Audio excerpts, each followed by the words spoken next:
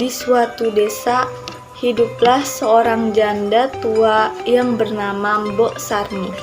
Dia tinggal sendirian dan merasa kesepian. Dia sangat mendambakan adanya seorang anak yang bisa menemaninya. Suatu sore, Mbok Sarmi pergi ke hutan untuk mencari kayu. Di tengah jalan, Mbok Sarmi bertemu dengan raksasa pemakan manusia. Ia gemetar ketakutan dan memohon raksasa untuk membiarkannya pergi.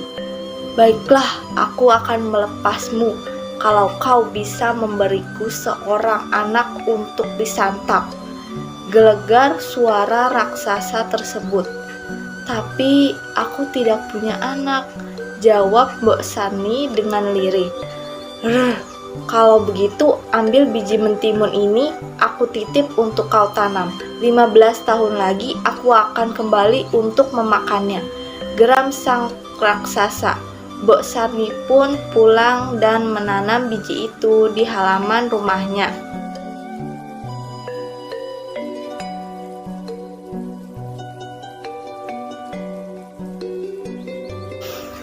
Setelah 2 minggu, mentimun itu tumbuh dan berbuah sangat lebat. Salah satu mentimun terlihat berukuran cukup besar. Mbok Sarmi kemudian memetik dan membelahnya. Ternyata mentimun itu berisi seorang bayi yang cantik jelita. Bayi itu kemudian diberi nama Timun Mas.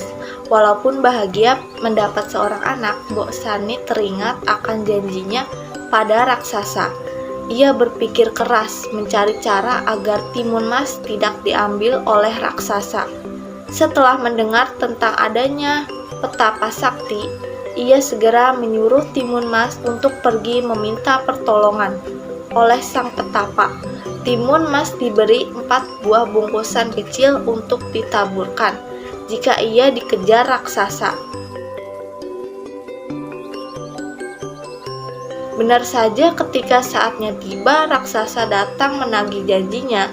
Mbok Sarmi berusaha mengulur waktu agar Timun Mas bisa kabur.